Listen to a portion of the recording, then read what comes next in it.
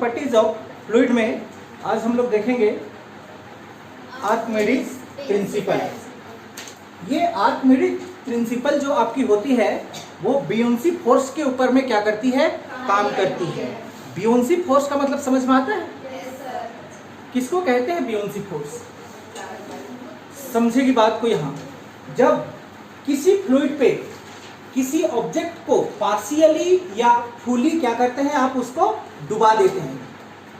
Partially या fully, आधा या पूरी तरह से क्या करते हैं, फ्लूइड में किसी ऑब्जेक्ट को डुबो देते हैं, तो उस ऑब्जेक्ट में ऊपर की ओर क्या लगता है, एक प्रकार का फोर्स लगता है, बल लगता है, और उसी बल को हम लोग क्या कहते हैं, बियोंसी फोर्स कहा जाता है। समझ पाई बात को?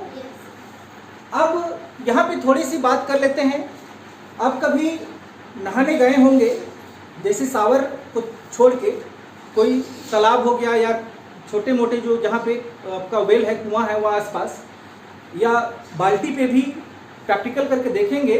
जो आपका मग समझती है ना, मग, उसको उल्टा करके आप उसको दबाना, आपको वहाँ पे रेसिस्टेंस महसूस होगा। समझ में आ गया कि आप नीचे उसको क्या करेंगे, प्रेस करेंगे, तो आपको ऐसा लगेगा कि ऊपर से कोई उसको क्या कर रहा है, धकेल रहा है। समझ में आ गया? फाइनली क्या होता है कि अगर उसमें पानी भर भी जाए तो थोड़ी देर बाद में आपका वाटर का जो सरफेस लेयर है उसका ऊपर पे आके वो क्या करने लगता है, तैरने लगता है। तो ये किसका एग्जाम्पल है? बियोंसी फोर्स का है। इस तरह से आप छोटे छोटे एग्जाम्पल जो अपनी लाइफ से जुड़े हुए हैं उसमें आप देख सकते हैं। समझ पा रही है बात? अब यहाँ पे बात करें, अगर बियोंसी फोर्स लग रही है किसी ऑब्जेक्ट में, जब किसी लिक्विड में हम किसी ऑब्जेक्ट को पार्शियली या फुली तरह से क्या करते हैं, उसको डिप करा दें। समझ में आ गया? सबमर्ज करा दें। सबमर्ज का मतलब क्या है, उसमें डुबो दें। तो कितना लग रही है, हमको कुछ आइडिया लगेगा तब ना हम कैलकुलेट कर सकेंगे कि वहां पे लगने वाला जो आपका फोर्स है, अब थ्रस्ट फोर्स है, बियोंसी फोर्स है, आखिर में लग रहा है ये हम जान गए, लेकिन कितना लग रहा है, यही तो इसका मेन मुद्दा है कि इसको हम कैलकुलेट करना है कि कितना लग रहा है फोर्स। समझ में आ गया बात? तो यहाँ पे आपको हम इससे रिलेटेड एक छोटी सी कहानी बताते हैं, सुनिएगा। ठीक, बहुत पहले जमाने की बात है। आर्किमिडीज साहब नहाने के लिए गए हुए थे। समझ में आ गया? पहले तो शावर वर नहीं ना रहता, ऊपर से झरना जैसा पानी गिरने के लिए एक आपका हौदा जैसा रहता। हौदा समझती है? yes, sir। उसमें बहुत सारा आदमी मग को लेके जाते हैं नहाने के लिए। समझ पाई? तो उस समय आर्किमिडीज साहब भी क्या गए थे, नहाने के लिए गए थे। अब वो नहा ही रहे थे कि उनका मग्गा जो होता है वो उसका हाथ से क्या हो गया, छूट गया। अब छूटा और उस पानी पे क्या हो गया, गिर गया। पानी पे गिरा तो एक प्रकार का वहां पे आवाज निकला, ब्रुप। समझी?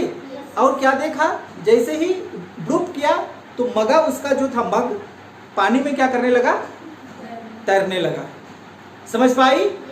अब वहीं से वो, अब साइंटिस्ट थे तो दिन रात वो सोचते रहते थे कि क्या होगा, क्या करने से क्या होगा, ये सारी बातें आर्किमिडीज। तो जैसे वो क्या मगा आपका डूबा तो ब्रुप करके हवा निकला बाहर, और जो आपका मग था वो पानी पे क्या करने लगा, फ्लोट करने लगा, तैरने लगा।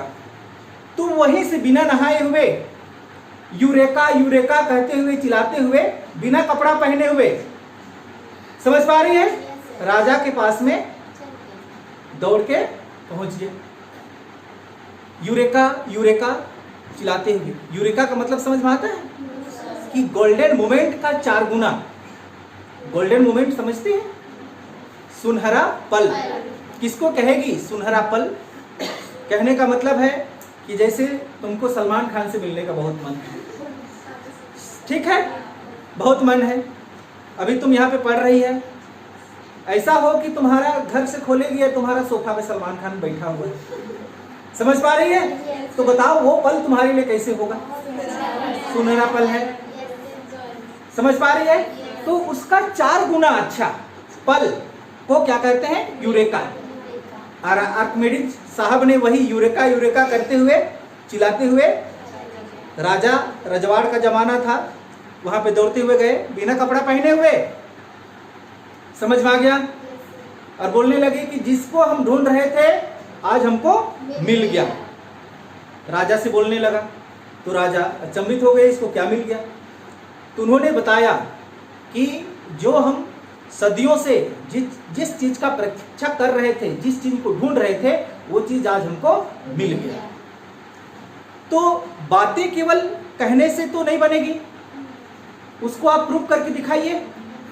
राजा ने कहा ठीक है, आपने उसको इन्वेंट कर लिया, आपने खोज लिया, ठीक है, लेकिन आप इसको प्रूव कीजिए। समझ पा रही है मेरा बात को? तो राजा लोगों को मुकुट का बहुत क्या होता है, शौक होता है। समझ पा रही है? उसका जो मुकुट, जो ज्वेलरी बना रहा था, उस राजा को झूठ बोल बोल के बना रहा था कि आपका जो मुकुट है सोना का वो 24 कैरेट का है। समझ पा रही है? तब उसी मुकुट पे आर्किमिडीज ने क्या किया, एक डेंसिटी, रिलेटिव डेंसिटी के आधार पे उस मुकुट का डेंसिटी को कैलकुलेट करना शुरू किया। और जब उस मुकुट को डेंसिटी के आधार पे कैलकुलेट किया तो पाया कि उसका जो मुकुट है वो आपका 24 कैरेट ना होके कितना कैरेट का, 22 कैरेट का है। समझ में आ गया? उन्होंने वहां पे राजा के सामने क्या कर दिया, प्रूव कर दिया। अब उस ज्वेलरी वाला को बुलाया गया, धमकाया गया, तब उन्होंने अपना गलती को क्या किया, स्वीकार किया, क्योंकि अब साइंटिस्ट ने उनको क्या कर दिया, डेंसिटी के आधार पे प्रूव करके दिखा दिया। और इस तरह से क्या होती है, इसकी मान सम्मान होती है। किसका? आर्किमिडीज का। समझ में आई बात? अब यहाँ पे बात हम लोग करेंगे, आगे चल के उन्होंने एक एक्सपेरिमेंट भी किया, जिसकी एक्सपेरिमेंट के आधार पे आज के जमाने में समुद्र पे बड़ी बड़ी क्या होती है, जहाजें चलती हैं। समझ में आ गया? उन्होंने क्या एक्सपेरिमेंट किया उसको समझिएगा। कि उन्होंने एक बर्तन लिया, बर्तन का मतलब समझ में आता है आप लोगों को, कोई कंटेनर लिया, और इस कंटेनर पे उन्होंने पूरी तरह से क्या कर दिया, इसको ब्रिम, ब्रिम का मतलब समझ में आता है, लबालब, लबालब का मतलब समझ में आता होगा, अप टू ब्रिम फ्लूइड को क्या कर दिया, इस तरह से भर दिया। चलिए समझिएगा पॉइंट को। इस तरह से फ्लूइड यानी कि आप लिक्विड मान सकते हैं, अपने सिक्के के रखा है। फ्लूइड का मतलब हमारा गैस भी हो सकता है और लिक्विड भी हो सकता है, लेकिन हम यहाँ पे लिक्विड की बात कर रहे हैं। लबालब इसको क्या कर दिया गया, भर दिया गया। अब इसके नीचे एक और कंटेनर को इस तरह से क्या कर दिया, रख दिया। समझ पा रही है? अब आर्किमिडीज साहब ने क्या किया कि यहाँ पे एक ऑब्जेक्ट को इसके अंदर पे इस तरह से प्लेस कर दिया, रख दिया। समझ पा रही है मेरा बात को? जैसे ही यहाँ पे ऑब्जेक्ट को रखा तो ये आपका पानी तो क्या हुआ है, लबालब भरा हुआ है, भरा हुआ है ना। जैसे ही कोई ऑब्जेक्ट को आप उसमें डालेंगे तो यहाँ का जो पानी है वो नीचे आएगा या नहीं आएगा? समझ पा रही है? तब उन्होंने क्या कहा, ये देखिए, ये जो ऑब्जेक्ट है वो भी आपका डीप नहीं हुआ है, अंदर नहीं डूबा है, तैर रहा है, तैर रहा है। तो इसका मतलब है कि आपका इधर से फोर्स लग रहा है, इस डायरेक्शन से क्या लग रहा है, फोर्स लग रहा है। कैसा फोर्स लग रहा है? बियोंसी फोर्स लग रहा है। बीएफ हम यहाँ पे लिख सकते हैं। तब आप यहाँ पे बताइए कि वहां पे जो आपका बियोंसी फोर्स लग रहा है वो फोर्स कितना लग रहा है? यहाँ पे फिर से सवाल खड़ी होगी। समझ पा रही है? यहाँ पे आपने ऑब्जेक्ट को इस पे डाला, वो ऑब्जेक्ट वहां पे फ्लोट करना शुरू हुआ, चाहे आप पार्शियली डालें या फुल्ली तरह से डालें, लेकिन वहां पे ऑब्जेक्ट आपका क्या हुआ, तैरने लगा। समझ में आ गया? तो तैरने लगा तो वहां पे आपका अपवर्ड थ्रस्ट लगने लगा। अपवर्ड थ्रस्ट मतलब ऊपर की दिशा में एक प्रकार का बल लगने लगा, बियोंसी फोर्स लगने लगा। तो वो फोर्स कितना लगा? समझ पा रही है? उस समय आर्किमिडीज ने कहा कि यहाँ से जितना पानी आपका यहाँ पे बाहर गिरा हुआ है, समझ पा रही है? कितना पानी यहाँ पे बाहर निकला हुआ है, जितना भाग इसका डूबा हुआ है उतना ही पानी निकला है। जितना पानी यहाँ पे गिरा हुआ है उसी के मास के बराबर वहां पे क्या लग रहा है, अपथ्रस्ट फोर्स लग रहा है, बियोंसी फोर्स लग रहा है। कौन कहा? आर्किमिडीज। और इस तरह से उन्होंने क्या किया, जो अपथ्रस्ट फोर्स है, बियोंसी फोर्स है, उसको क्या किया, कैलकुलेट किया। समझ पा रही है?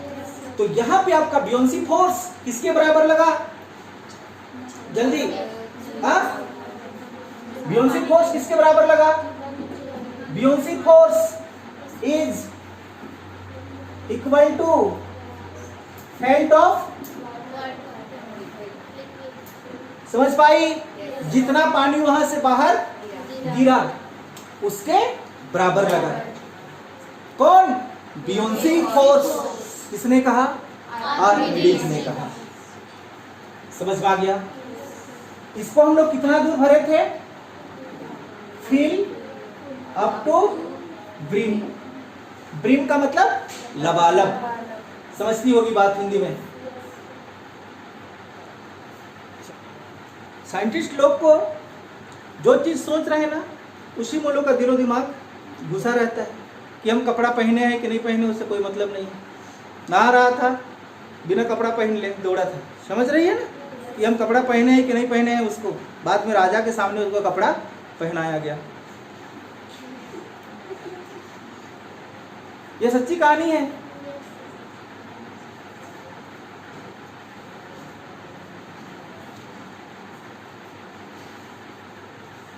बन गया सबका फिगर?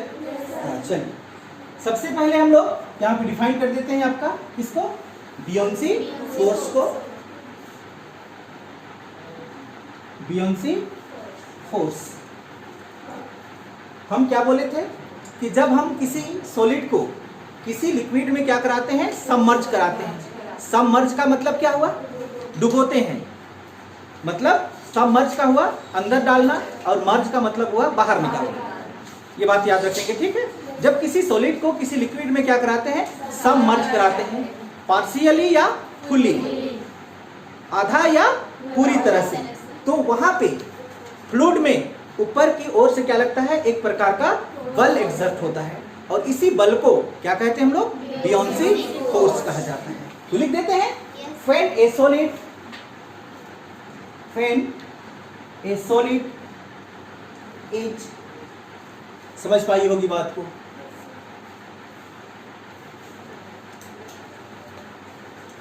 थोड़ा सा यहां पे समझ लीजिएगा। लेट WS हम क्या मान लेते हैं, वेट ऑफ सॉलिड मान लेते हैं। यहां पे और एक चीज ले लेते हैं, MS का क्या मतलब, मास ऑफ सॉलिड। चलिए क्लियर? डाउट है यहाँ पे? सिर्फ इसको मान के चले हैं। WS इसको हम क्या माने हैं, वेट ऑफ सॉलिड। MS को क्या माने, मास ऑफ सॉलिड। ठीक? और WS इक्वल टू वेट किसके बराबर, जल्दी बताइए, वेट किसके बराबर, mass of solid into acceleration due to gravity. ये आपका नीचे की ओर लग रहा है, उसके बराबर उसका क्या, वेट। समझ पा रही है बात को? क्लियर? डेंसिटी इक्वल टू क्या होता है, density equal to mass by volume. अगर वहां से आप मास को बाहर निकाल देते हैं तो क्या होगा,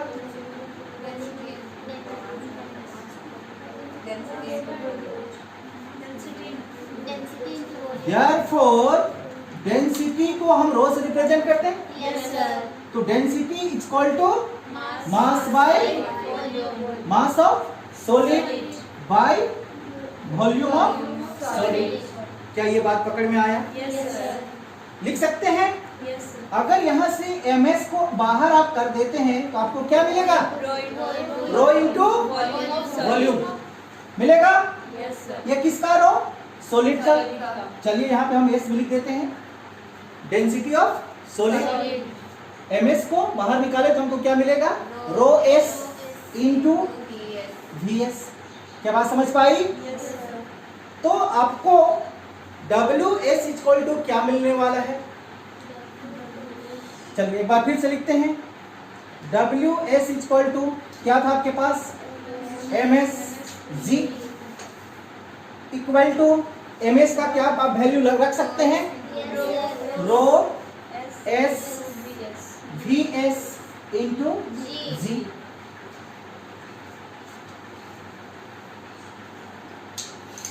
ये किधर लग रहा है? ये वेट किधर लग रहा है? ऊपर की नीचे?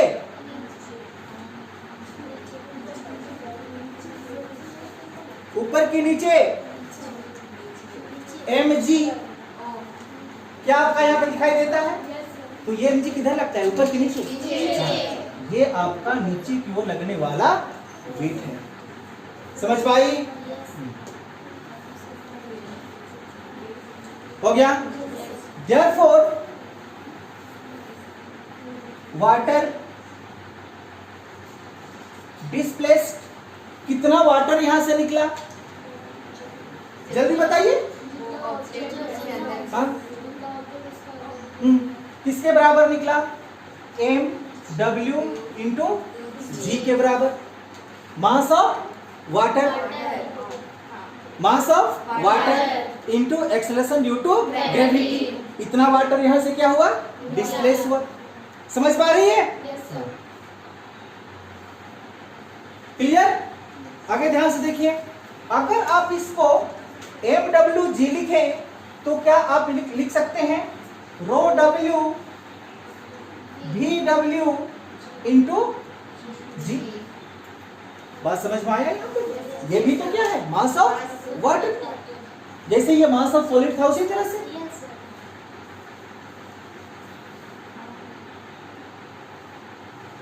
क्लियर?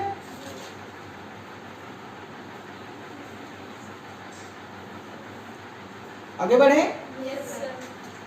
थोड़ी सी जानकारी यहां पे ले लीजिए कि यहां से आपका वाटर किसके बराबर डिस्प्लेस हुआ है?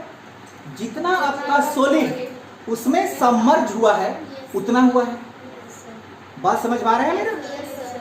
तो ये किसके बराबर हुआ? क्या आप इसको लिख सकते हैं? Volume of solid equal to volume of water. जितना आपका सॉलिड पानी में सबमर्ज हुआ है उतना ही पानी आपका क्या हुआ है? बाहर डिस्प्लेस हुआ है। तो दोनों ये क्या है? इक्वल है। क्लियर?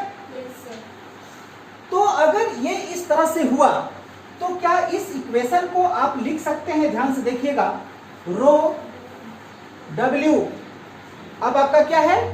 VW। क्या VW के जगह में आप VS लिख सकते हैं? और G तो आपके पास में है। क्लियर? इधर ध्यान दीजिएगा। चलिए जल्दी जल्दी कीजिए। वहां तक हो गया? ये पॉइंट आप नोट डाउन कीजिएगा, नहीं तो ये दिक्कत करेगा कि आप कहां से लेके लाए। ठीक?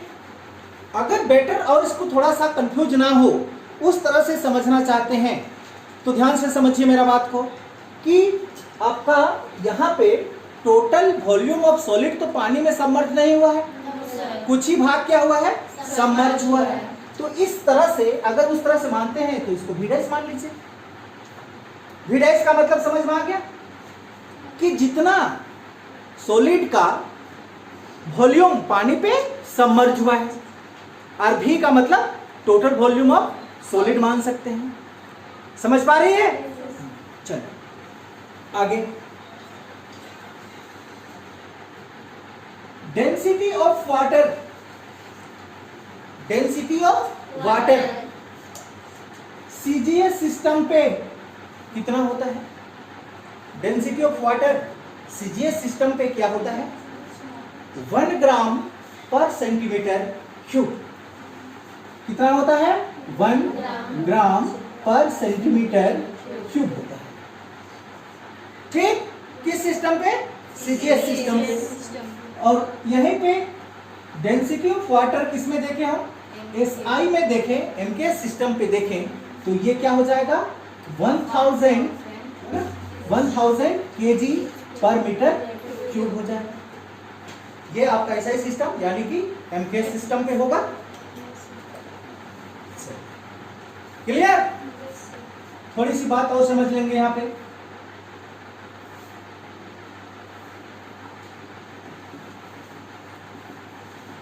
ये आपका लिक्विड है, ठीक। इस लिक्विड के अंदर पे आपने कोई ऑब्जेक्ट को क्या किया है, सबमर्ज किया इस तरह से। तो यहां पे दो प्रकार के आपका फोर्स लग रहा है, नहीं लग रहा है? इधर इस डायरेक्शन पे आपका बियोंसी फोर्स और इस डायरेक्शन पे आपका mg है कि नहीं है? अब यहाँ पे आपको जो मिलने वाला फोर्स है, अपरेंट जो फोर्स है, वो किसके बराबर होगा? चलिए ये भाग को मिटा देते हैं थोड़ा सा। अपरेंट फोर्स या apparent weight, apparent weight equal to, बताइए कितना इसका apparent weight? Apparent weight equal to actual weight minus buoyancy force. उतना ही वहां पे वेट लगेगा। समझ पा रही है? Apparent wait. अब इसमें कितना वजन बचा? तो कितना वजन बचा? इसका टोटल एक्चुअल जो वेट है उसमें आप बियोंसी फोर्स को क्या करेंगे, घटा देंगे, तो इसका अपरेंट वेट क्या हो जाएगा, निकल जाएगा। निकलेगा ना? तो चलिए निकालिए। एक्चुअल वेट कितना था बताइए? Vs फिर रो एस इंटू जी माइनस बियोंसी फोर्स कितना बताइए? V डैश एस रो डब्ल्यू जी। इतना इसका क्या निकलेगा? Apparent wait.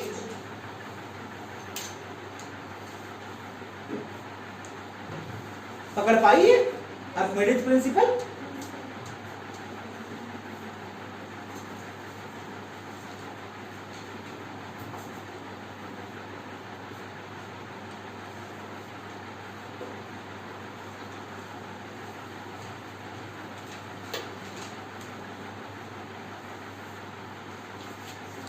यहां पे थोड़ा सा ध्यान दीजिएगा। Vs का मतलब क्या हुआ? Total volume of solid. और V डैश एस का क्या मतलब हुआ? Submerge volume of solid. समझ में आ गया? जितना पानी में डूबा हुआ है केवल उतना भाग का वॉल्यूम। समझ पाई बात को? और ये आपको क्या मिलता है? एक फार्मूला यहाँ पे फाइंड होता है, और इसी फार्मूला को क्या कहते हैं हम लोग? आर्किमिडीज का प्रिंसिपल कहा जाता है। क्लियर? डाउट है कहीं पे? क्या इसको हम थोड़ा सा क्विक रिवीजन करें? सबसे पहले बियोंसी फोर्स। कहानी तो बहुत पहले स्टार्ट हो चुकी थी नहाने से, समझ पा रही है ना? लेकिन आर्किमिडीज ने एक एक्सपेरिमेंट किया। उन्होंने क्या एक्सपेरिमेंट किया कि एक क्या लिए, कंटेनर लिए। उस कंटेनर में लबालब क्या भर दिया गया? पानी भर दिया गया, लबालब। अब उसमें कोई ऑब्जेक्ट को, कोई बॉडी को सबमर्ज कर दिया गया। समझ में आ गया? अब ये बॉडी जब फ्लोट करने लगा तो इसमें लगने वाला बियोंसी फोर्स किसके बराबर हुआ? किसके बराबर? जितना पानी आपका क्या हुआ है, फेल्ट हुआ है, उसके मास के बराबर। समझ पाई? हमने बियोंसी फोर्स को भी समझा कि जब किसी सॉलिड को किसी लिक्विड में क्या कराते हैं, सबमर्ज कराते हैं, डुबोते हैं, पार्शियली या फुल्ली, तो ऊपर की दिशा में एक प्रकार का क्या लगता है? फोर्स लगता है। उसी फोर्स को हम क्या कहते हैं? बियोंसी फोर्स कहा जाता है। समझ पा रही है बात? अब ध्यान से देखिएगा, यहां पे हमने लिखा था लेट WS क्या था हमारा? Weight of solid. MS क्या था? Mass of solid. तो WS इक्वल टू क्या सीखे हम लोग? WS equal to MS into g. समझ पा रही है ना? कि W का मतलब क्या हुआ? एक प्रकार का फोर्स ही हुआ। तो mass into acceleration, M S into क्या मिला, जी मिला। डेंसिटी इक्वल टू हमको पता था मास बाय वॉल्यूम, वहां से मास को बाहर निकाल दिए तो आपको क्या मिला, डेंसिटी इंटू वॉल्यूम मिला। एम की जगह में आप उस वैल्यू को क्या कर दिए, पुट कर दिए। क्लियर? अब यहां जो आपका पानी डिस्प्लेस हुआ वो किसके वॉल्यूम के बराबर हुआ, जितना हमारा सॉलिड लिक्विड में सबमर्ज हुआ है उसके बराबर। समझ पाई? यानी कि Vm equal to VW, volume of solid, और equal to volume of water. जितना हमारा वहां पे सॉलिड सबमर्ज हुआ है उतना पानी क्या हुआ है, डिस्प्लेस हुआ है, बाहर निकला है, और उतना ही बियोंसी क्या लग रहा है, फोर्स लग रहा है। ये आर्किमिडीज ने बताया वैल्यू कैलकुलेट करने के लिए। समझ पाई? एपरेंट वेट हमको क्या मिल गया, actual weight minus buoyancy force. ये था आपका एक्चुअल वेट और ये क्या है आपका बियोंसी फोर्स। इस तरह से हम लोग को क्या मिल जाता है, आर्किमिडीज का प्रिंसिपल मिल जाता है। समझ में आ गई? जो बेसिकली बियोंसी फोर्स के ऊपर पे क्या होती है, आधारित होता है। क्लियर? डाउट है कहीं?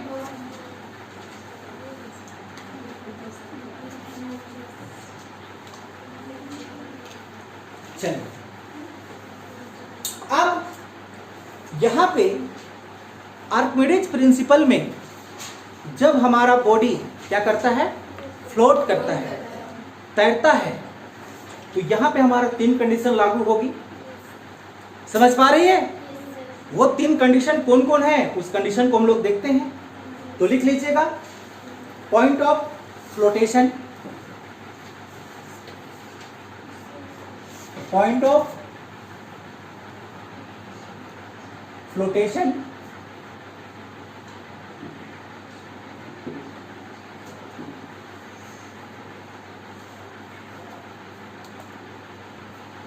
हो गया?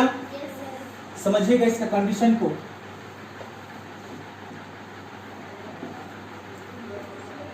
फर्स्ट कंडीशन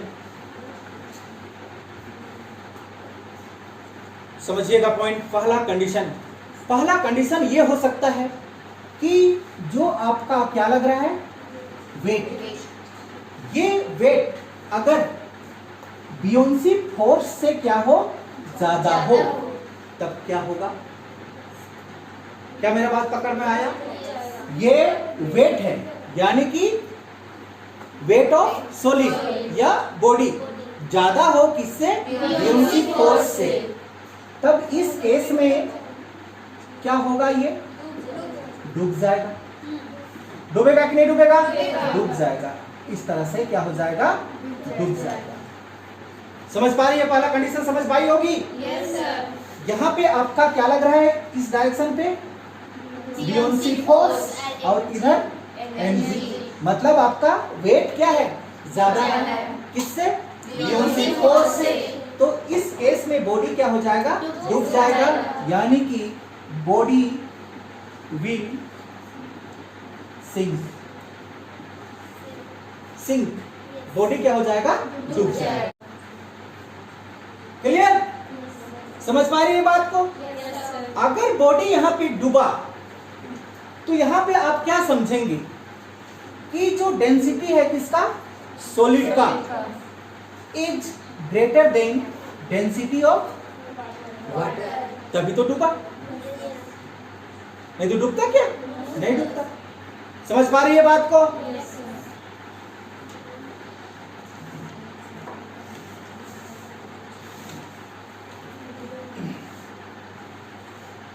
आया समझ में इसका पहला कंडीशन?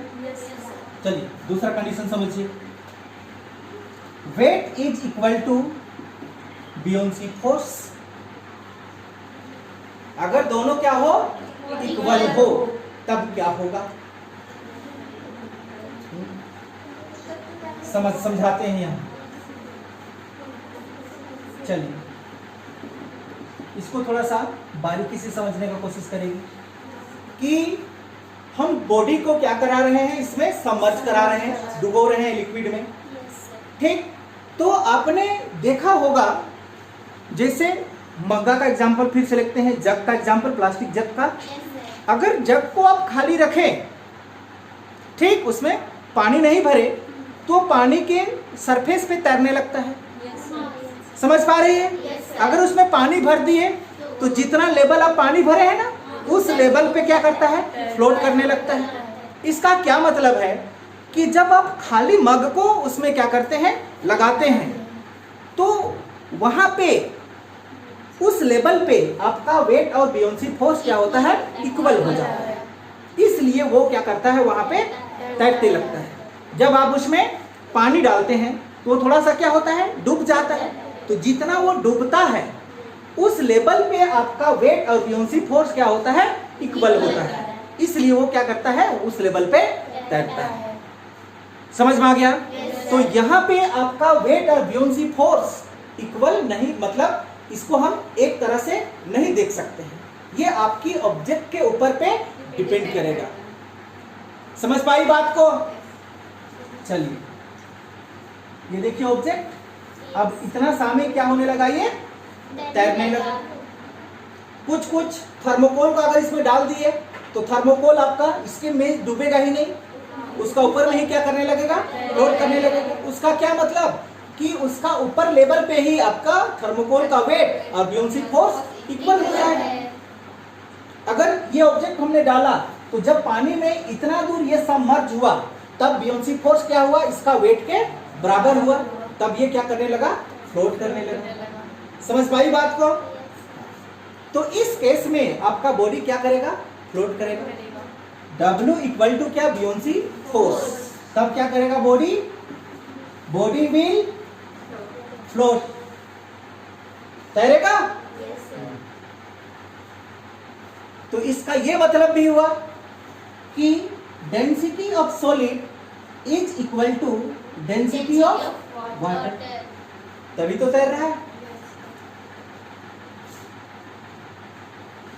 बात पकड़ में आया यहाँ? तीसरा कंडीशन समझिए, weight is smaller than buoyancy force.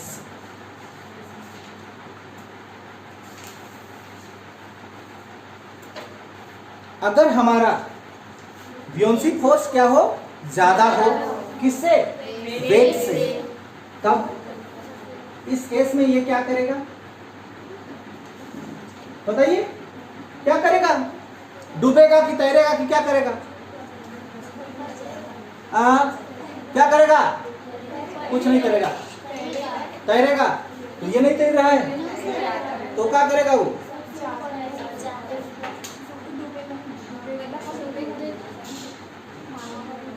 यहां पे तैरेगा। समझ पाई? Body will float on the surface of water. समझ में आ गया? Body will float on the surface of water. इस केस में क्या हुआ आपका, density of solid is smaller than density of water. समझ पाई बात को? ये आपका क्या था, पॉइंट ऑफ फ्लोटेशन का कंडीशन था कि इस कंडीशन में आपका ऑब्जेक्ट यानी कि बॉडी डूब सकता है, तैर सकता है, या पानी के सरफेस पे तैर सकता है। समझ में आ गया?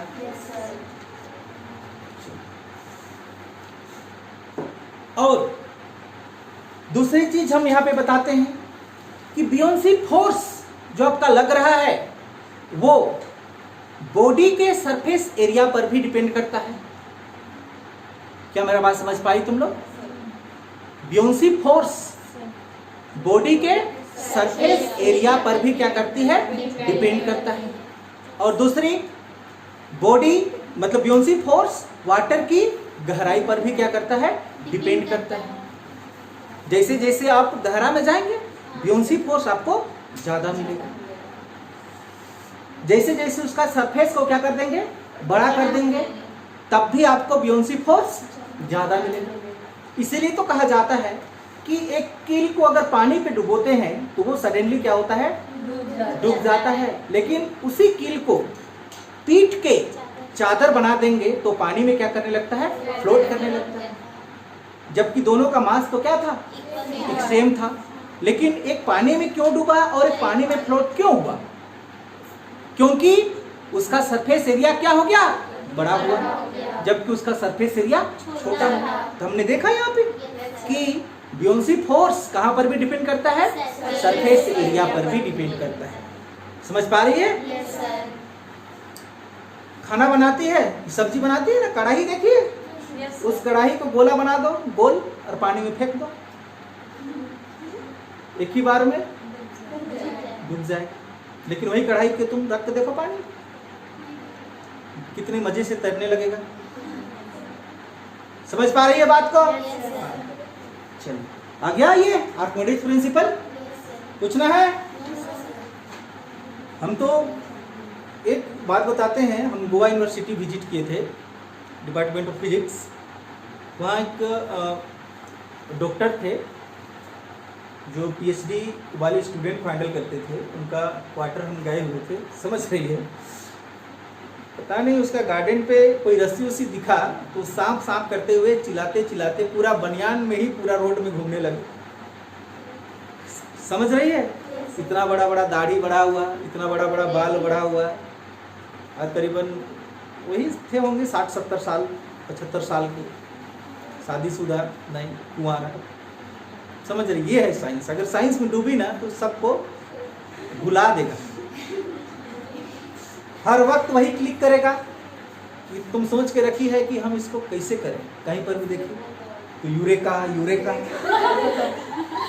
समझ में आ रहा है? चलिए हम लोग बर्नौलिस का थ्योरम स्टार्ट करेंगे। Bernoulli's theorem. लेकिन बर्नौलिस का थ्योरम को जानने से पहले कुछ छोटी छोटी बातें को हमको क्या करना होगा, सीखना होगा, तभी आप बर्नौलिस का थ्योरम को समझ पाएंगे अच्छी तरीका से। अदरवाइज बर्नौलिस का थ्योरम को आप समझ नहीं पाएंगे। समझ में आ गया? तो चलिए हम लोग स्टार्ट करते हैं।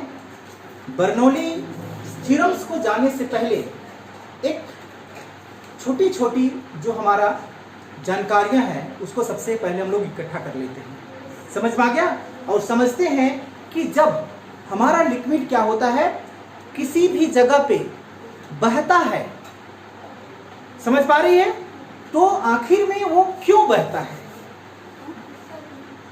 समझ पा रही है? क्यों बहता है वो? एक बात तो हमको समझ में आती है कि ढलान अगर हमको मिला लिक्विड में को, तो ढलान मिलने से उसको इस डायरेक्शन पे mg फोर्स लगता है, इसलिए वो बहता है।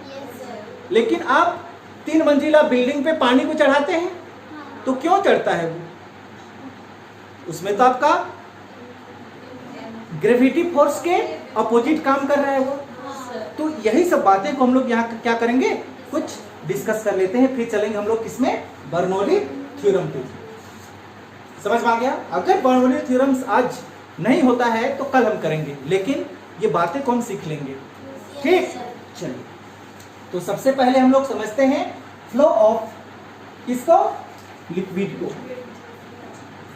चलिए, फ्लो ऑफ लिक्विड।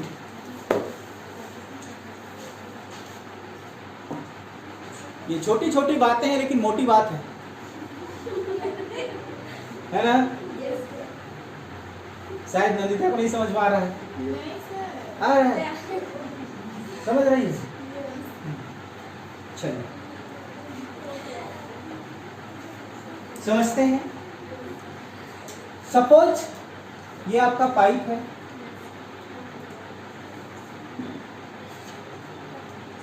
इसमें लिक्विड फ्लो हो रहा है, हो रहा है? तो क्या आपका इस भाग पे एटीएम प्रेशर है, एटमॉस्फेरिक प्रेशर है? तो इस भाग में भी तो आपका एटमॉस्फेरिक प्रेशर है कि नहीं है? क्या इस केस में आपका वाटर फ्लो हो सकता है? मेरा बात समझ पा रही है तुम लोग? ये पाइप है, इस पाइप में हमने पानी को डाला, दोनों टर्मिनल पोजीशन है, तो यहाँ पे आपका जितना वायुमंडलीय दाब बढ़ रहा है, एटॉमिक प्रेशर बढ़ रहा है, उतना ही तो यहाँ पे क्या पड़ रहा है आपका, एटमॉस्फेरिक प्रेशर बढ़ रहा है। दोनों और क्या है, इक्वल एटमॉस्फेरिक प्रेशर है। तो क्या इस कंडीशन पे आपका लिक्विड फ्लो हो सकता है? हो सकता है? होगा? होगा? कैसे होगा? किधर होगा बताओ? होगा तो किधर होगा? इस कंडीशन पे आपका लिक्विड फ्लो नहीं हो सकता है। समझ पाई? लिक्विड को फ्लो कराने के लिए एक तरफ का प्रेशर को आपको घटाना होगा और एक तरफ का प्रेशर को बढ़ाना होगा, तभी आपका लिक्विड का फ्लोटेशन संभव है। समझ पा रही है? मेरा हाथ को कोई इधर से खींच रहा है, कोई इधर से खींच रहा है, सेम फोर्स हम किधर जाएंगे? यही कंडीशन यहाँ पे। किधर जाएगा पानी? बैठा रहेगा। चल नंदिता जो करना है कर, हम तो यही जगह है। कौन बोलेगा वैसा? पानी। समझ रही है? इधर से थोड़ा सा फूंक मार दी, बहना शुरू हुआ। समझ पा रही है बात को? तो किसी भी लिक्विड को बहाने के लिए प्रेशर को क्या कराना होगा? हमको इंक्रीज और डिक्रीज कराना होगा। क्लियर बात? अब थोड़ा सा और समझ लेते हैं। मान के चलिए कि आपके पास में कोई इंक्लाइंड है। इंक्लाइंड का मतलब समझती होगी? तिरछा। समझ पाती है बात को? इस तरह से ढलान है। इस ढलान में आप लिक्विड को क्या कर दिए? रख दिए। ये क्या है आपका? Drop of water. ठीक, लड्डू ने लिखना। ये क्या है आपका? ड्रॉप ऑफ वाटर है। अब बताइए, ये ड्रॉप ऑफ वाटर है तो आपका इस डायरेक्शन पे mg लगेगा। लगेगा कि नहीं लगेगा? अगर इस डायरेक्शन पे mg फोर्स लग रहा है तो क्या आपका वाटर इधर फ्लो करेगा? इधर फ्लो करेगा? इधर इधर क्यों फ्लो करेगा? क्योंकि हमारा यहाँ पे क्या लग रहा है? mg cos ऑफ थीटा लग रहा है। और इधर क्या लग रहा है आपका? mg sin ऑफ थीटा लग रहा है। ये आपका थीटा है। हम वेक्टर में पढ़ चुके हैं। समझ पाई? और यही फोर्स के कारण, कौन सा force? mg cos of theta के कारण ये इस डायरेक्शन पे फ्लो करता है। समझ में आया?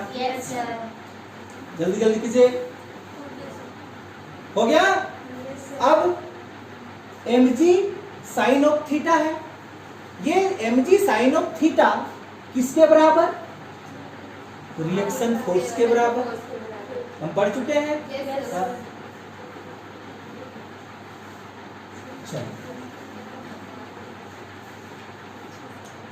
क्लासिफिकेशन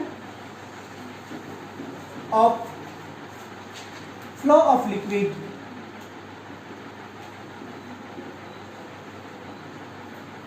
लिक्विड जो फ्लो होता है इसको हम दो कैटेगरी में बांटते हैं। समझ में आया? कितना कैटेगरी में बांटते हैं? दो कैटेगरी में बांटते हैं। पहला कैटेगरी में बांटते हैं, पहला का नाम होता है हमारा स्ट्रीम लाइन फ्लो। हो गया? पहला फ्लोवेशन को किसके नाम से जानते हैं? स्ट्रीम लाइन फ्लो के नाम से जानते हैं। ठीक। दूसरा को हम लोग जानते हैं टर्बुलेंट फ्लो के नाम से। क्लियर? ये दो प्रकार से हमारा लिक्विड क्या होती है? फ्लो होती है। लिक्विड का बहाव कितना प्रकार से होता है? दो प्रकार से। पहला प्रकार को किसके नाम से जानते हैं? स्ट्रीम लाइन फ्लो, और दूसरा को टर्बुलेंट फ्लो के नाम से जानते हैं। अब ये क्या चीज होती है उसको हम लोग समझते हैं। ठीक? चलिए, पहला नंबर को समझिए, स्ट्रीम लाइन फ्लो।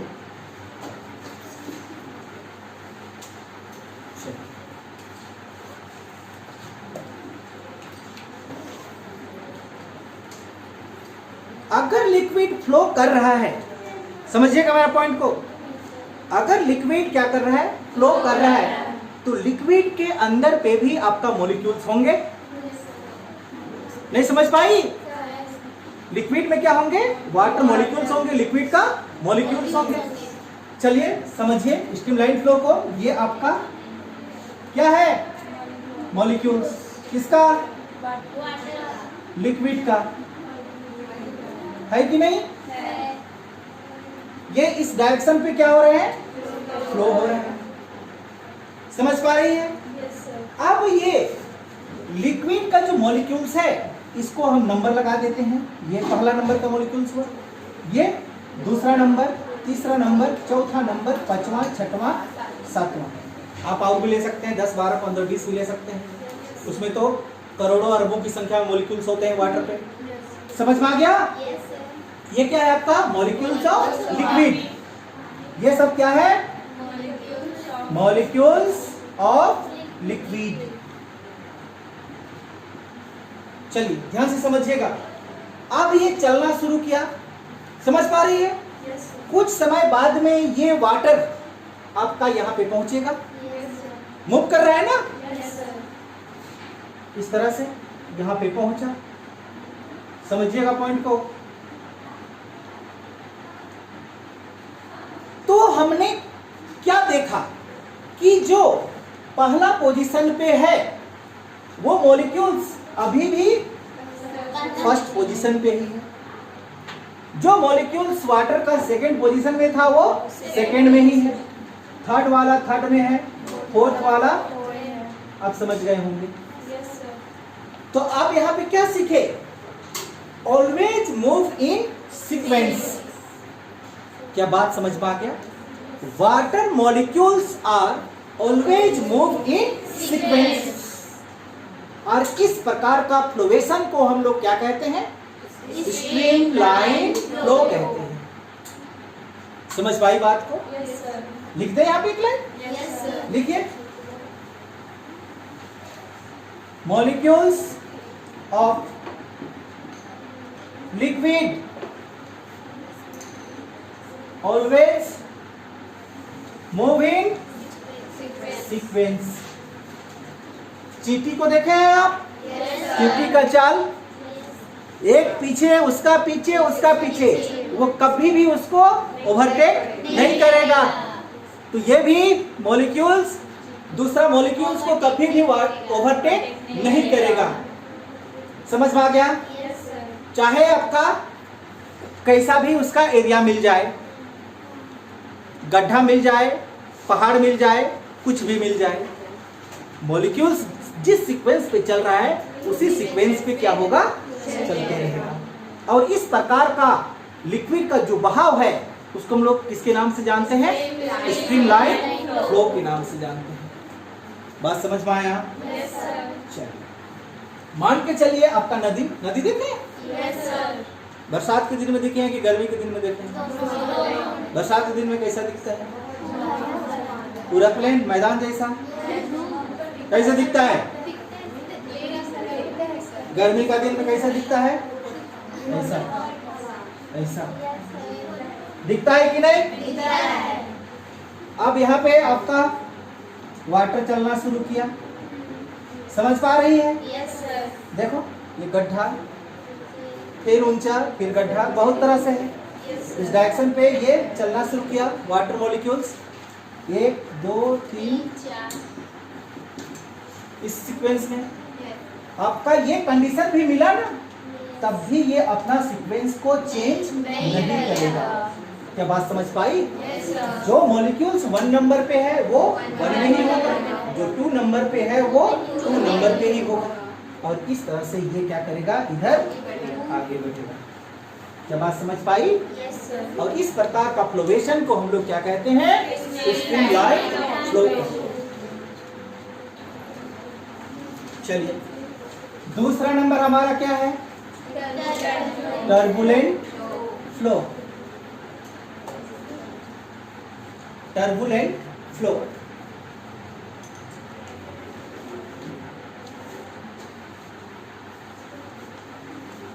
वाटर का मॉलिक्यूल्स है ये, है ना।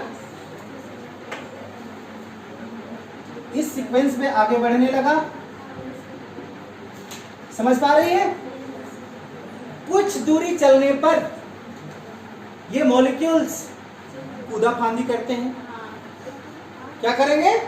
कूदा फांदी का क्या मतलब? कि तुम मेरा से आगे नहीं जा सकता, हम आगे जाएंगे।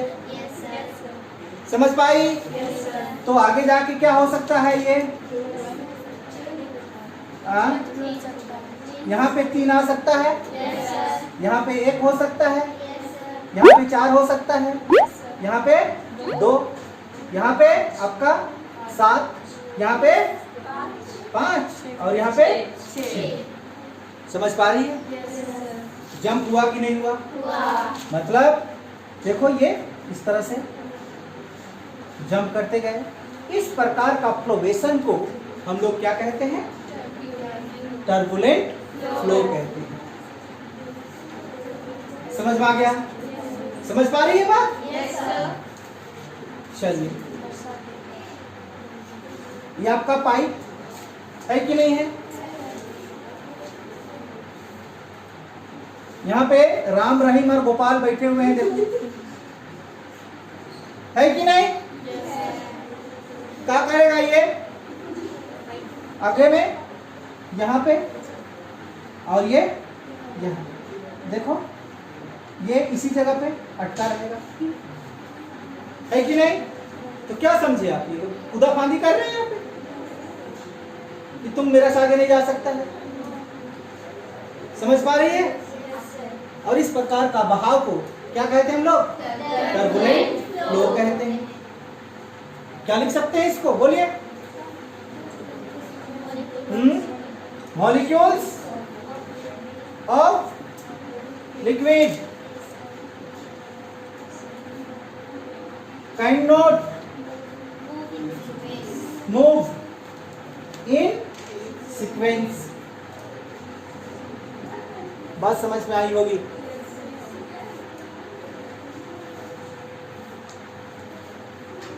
क्लियर?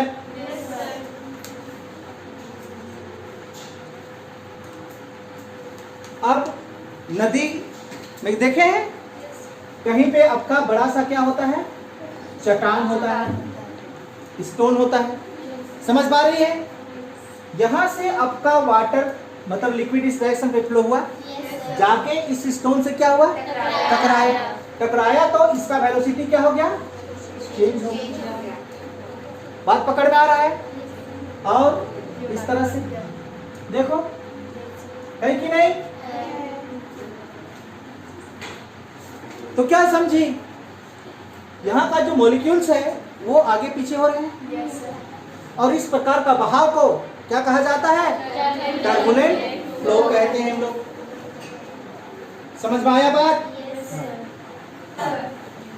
थोड़ी सी और जानकारी कि हमारा जो लिक्विड का फ्लोवेशन है वो क्यों स्ट्रीमलाइन हो जाता है और क्यों टर्बुलेंट हो जाता है।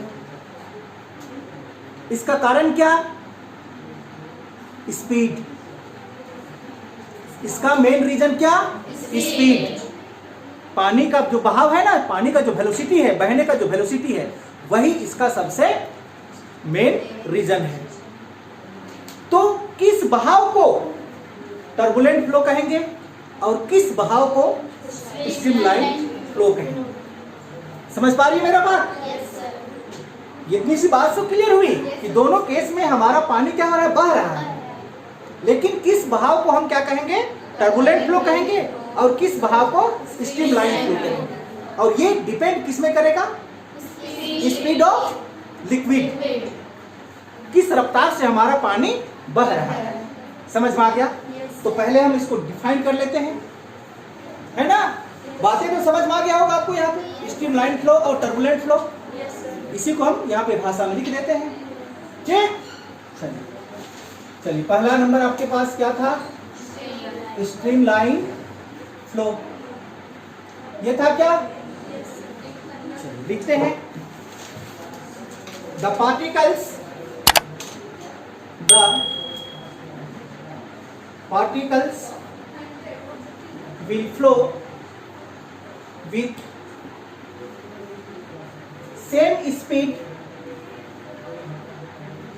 यहां पे हम क्या कर दिए हैं, लिख दिए हैं।